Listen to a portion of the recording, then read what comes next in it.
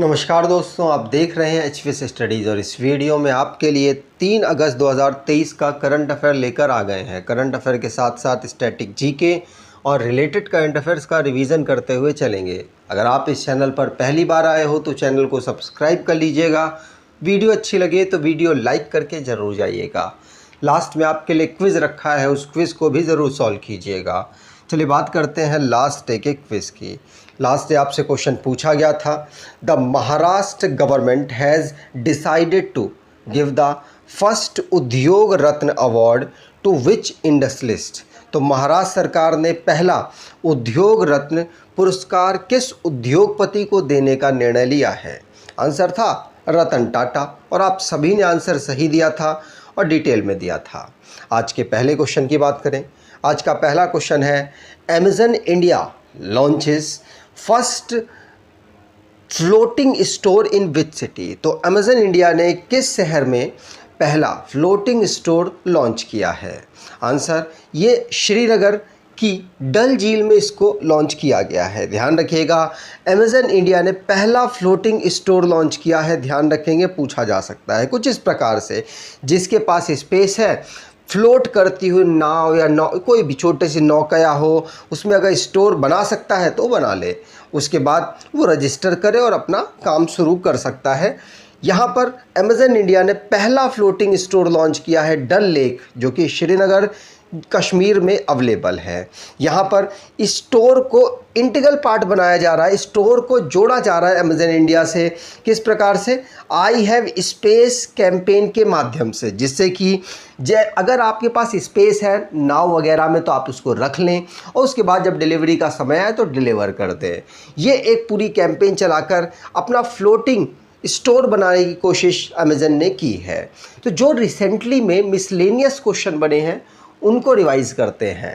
पहला क्वेश्चन पढ़ लिया। दूसरा, भारत ने आर्टिफिशियल इंटेलिजेंस एंकर, जो न्यूज़ एंकर है, रीजनल न्यूज़ इन्होंने पढ़ी है, इसका नाम लीसा है। क्या है? लीसा। क्वी लैंग्वेज, जो कि 8 शेड्यूल में शामिल करने के लिए उड़ीसा गवर्नमेंट ने अपनी कैबिनेट से अप्रूव कर दिया है। अब ये केंद्र सरकार के हाथ में पहुंच चुकी है। हो सकता है आगे चल के कोई हमारी 23rd लैंग्वेज 8 शेड्यूल में बन जाए।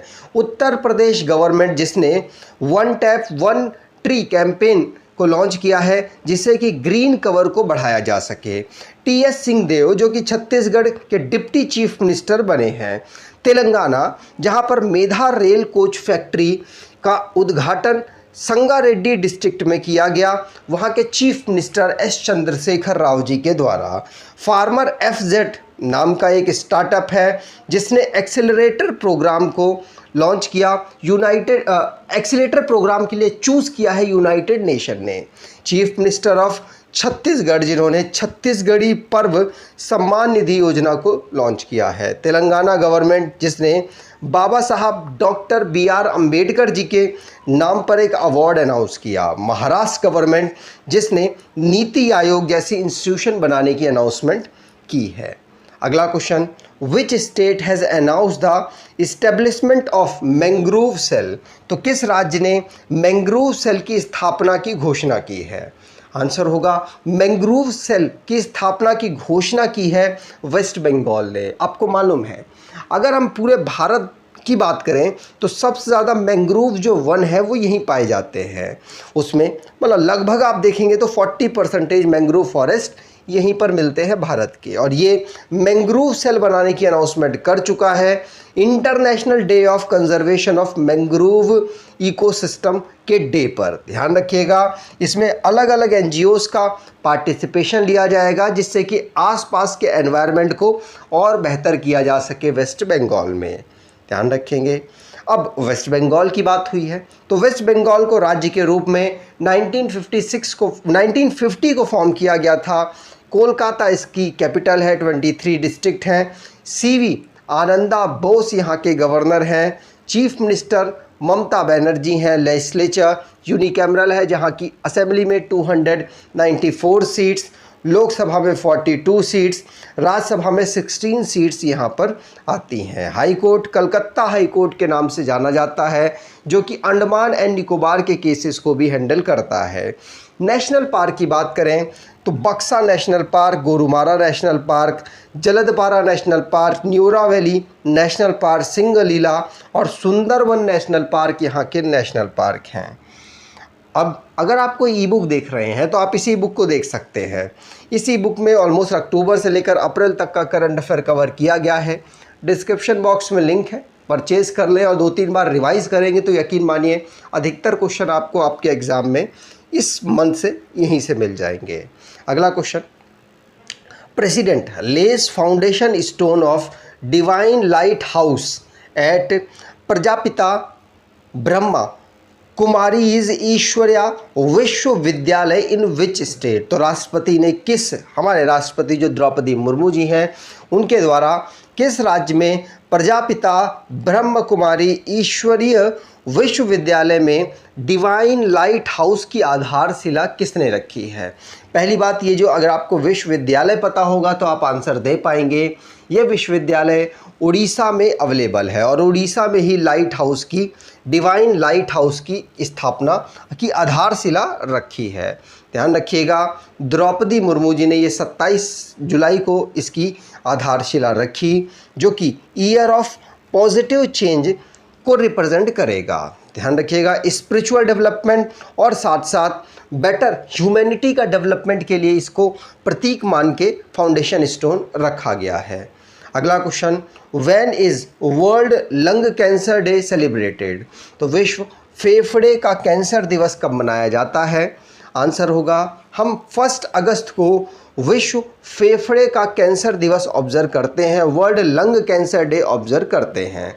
ध्यान रखेंगे, हर साल हम 1 अगस्त को ही इसे ऑब्जर्व करते हैं, जिसमें हम लंग कैंसर से रिलेटेड लोगों में अवेयरनेस फैलाने, जिससे कि वो समय पर इलाज करवा सकें और करवाएं। साथ साथ उनके इलाज में अलग अलग एनजीओ के माध्यम से मदद की जाती है उनकी, कि वो इलाज की तरफ आगे बढ़ें।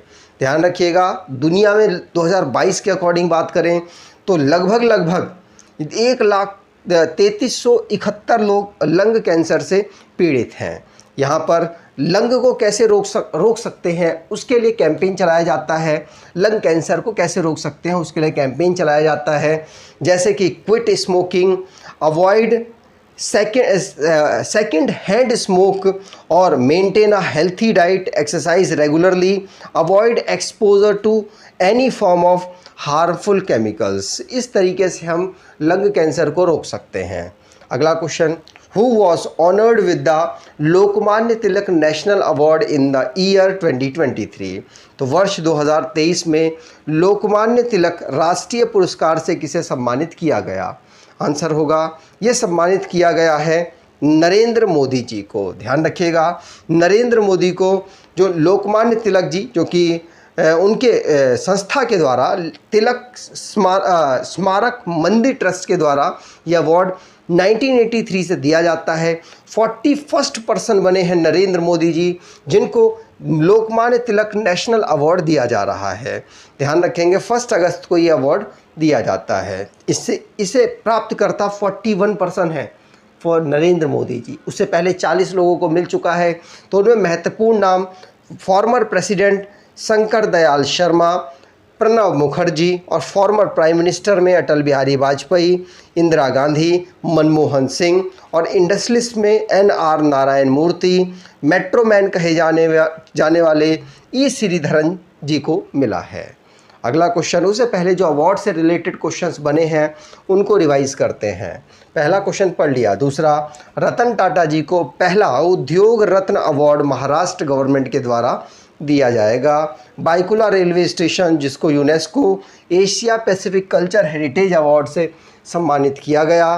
कार्तिक आर्यन जिनको rising global superstar of Indian cinema award मिलेगा। मोक्ष रॉय प्रधानमंत्री, ब्रिटिश के प्रधानमंत्री पॉइंट ऑफ लाइट अवार्ड से सम्मानित किया जाएगा। उनके एनवायरनमेंट को बेहतर बनाने के लिए जो उन्होंने कैंपेन वगैरह की हैं उनके लिए।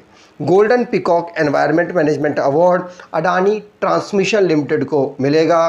प्रधानमंत्री मोदी जी जिनको फ्रांस का हाईएस्ट अवार्ड मिला है। राजेंद्र सिंह दत्त जो कि point of light award UK के पॉइंट ऑफ लाइट अवार्ड से सम्मानित किए गए। अगला question, India and Brazil thwarted China's plan to expand the dominate with which international organization। तो भारत और ब्राज़ील ने किस अंतर्राष्ट्रीय संगठन के विस्तार और प्रभुत्व की चीन की योजना को विफल कर दिया?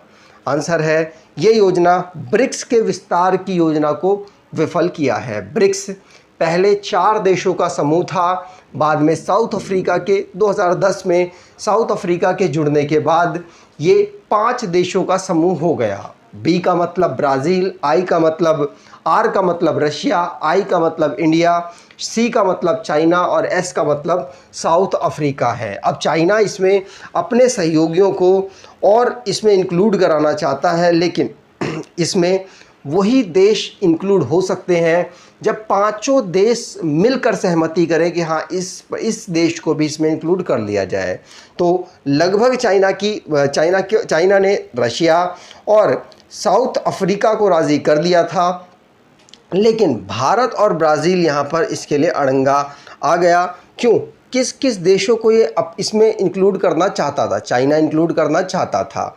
तो आपको बता दूं, चाइना जो उसके सपोर्टर हैं, जो उसके सपोर्टर देश हैं, जैसे उसके सपोर्टर देशों में जैसे कि चाइना चाहता था कि इंडोनेशिया, सऊदी अरेबिया और साथ साथ इजिप्ट जैसे देशों को इसमें इंक्लूड किया जाए, जिससे कि चाइना अपनी डोमिनेंसी यहाँ पर दिखा सके। लेकिन भारत और ब्राज़ील ने इसका अपोज किया, जिसकी वजह से यहाँ पर ये देश इसके पार्ट नहीं बन पाए।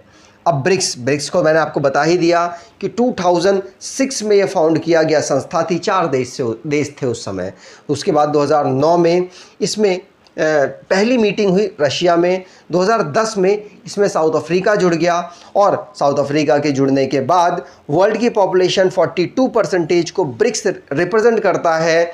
और कंट्रीब्यूशन अगर जीडीपी, ग्लोबल जीडीपी की बात करें तो 23% ग्लोबल जीडीपी सिर्फ ब्रिक्स की है। और ट्रेड अगर दुनिया में बात करें तो 18% ट्रेड इन्हीं देशों का होता है, इन 5 देशों का। तो बहुत बड़ी संस्था है एक तरीके से, अगर जो लोगों के पॉपुलेशन के जीडीपी के अकॉर्डिंग देखा जाए तो। इसीलिए बहुत इंपॉर्टेंट संस्था ये बनकर उभरी है। अगला question, India's first indigenously developed next generation magnetic insurance imaging scanner unveil in which city. तो भारत में पहले स्वदेशी रूप से विकसित अगली पीढ़ी के चुंबकीय अनुनाद इमेजिंग एमआरआई जिसको हम कहते हैं, स्कैनर का अनावरण किस शहर में किया गया? आंसर होगा, इसका अनावरण जितेंद्र सिंह, जो कि हमारे इस समय पर मिनिस्ट्री ऑफ टेक्नोलॉजी के मिनिस्टर ऑफ स्टेट हैं, नई दिल्ली में इनके द्वारा इसका उद्घाटन किया गया।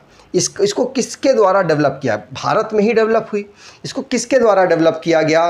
तो वो voxel grid innovation private limited के द्वारा इसको डेवलप किया गया। ये कम खर्चे पर, मतलब आत्मनिर्भर भारत बनाने के लिए इसे लॉन्च किया गया है, इसे बनाया गया और भारत सरकार ने इसमें मदद की है। लेकिन यहाँ पर बता दें कि ये बाकियों के मुकाबले कम खर्चे वाली जो एमआरआई मशीन है, मतलब छोटे छोटे हॉस्पिटल्स जो होते हैं जो इसको अफोर्ड नहीं कर पाते, अब अफोर्ड कर पाएंगे। यहाँ पर बात की जाए तो नई दिल्ली में इसका इनॉग्रेशन हुआ है और इसमें ये जो एमआरआई है, एमआरआई का मतलब आप समझ गए होंगे, मैग्नेटिक रेजोनेंस इमेजिंग, कभी कभी इसकी फुल फॉर्म पूछ ली जाती है। इसमें मैग्नेट्स का और रेडियो वेव्स का यूज़ किया जाता है, ध्यान रखेंगे। अगला question, which union minister launch the mobile app of Ullas new India literacy programme. तो किस केंद्रीय मंत्री ने Ullas new India literacy programme का मोबाइल ऐप लॉन्च किया है? आंसर होगा, ये लॉन्च किया गया है किसके? धर्मेंद्र प्रधान जी के द्वारा, जो कि हमारे इस समय पर शिक्षा मंत्री हैं। शिक्षा मंत्री इस समय पर यूनियन एजुकेशन मिनिस्टर हैं, उनके द्वारा उल्लास न्यू इंडिया लिटरेसी प्रोग्राम को दिल्ली में लॉन्च किया गया। इसकी full form understanding life long learning for all society रखी गई है, जो कि बेसिक लिटरेसी को स्ट्रेंथ करने की कोशिश की जाएगी। ठीक, अगला question, What is the new logo of Twitter after changing the bird logo? Bird logo बदलने के बाद ट्विटर का नया लोगो क्या है? आंसर होगा, इसका नया लोगो है एक्स से अब ट्विटर कुछ इस प्रकार से आपको दिखता हुआ नज़र आएगा।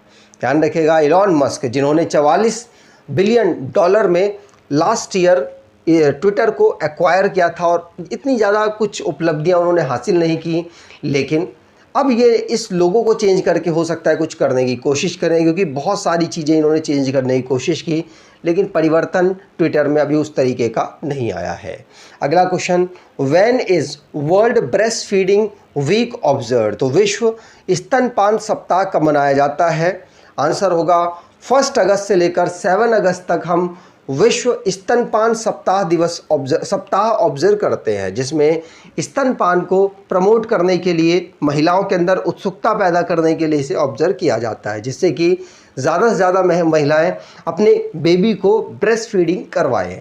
बहुत सारी फीमेल्स हैं जो नहीं कराती हैं, उनको यहाँ पर गांव देहातों में जो होता है उनको यहाँ पर प्रमोट करने की कोशिश की जाती है। यहाँ पर इसे पहली बार 1992 में ऑब्ज़र्व किया गया था और तब से हम हर पहली वीक में अगस्त में ब्रेस्ट फीडिंग वीक ऑब्ज़र्व करते हैं। तो लास्ट डे के जो करंट अफेयर हमने पढ़े उनको रिवाइज़ करते हैं। जैसे जो बेल्जियम ग्रैंड पिक्स है उसको मैक्स वर्स्टप्पन ने जीत लिया।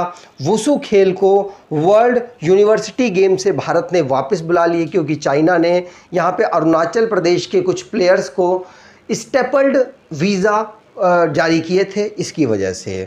Kerala university fisheries and ocean studies, जिसने भारत की पहली फिशरीज़ अटल इंक्यूबेशन सेंटर को सेटअप किया है।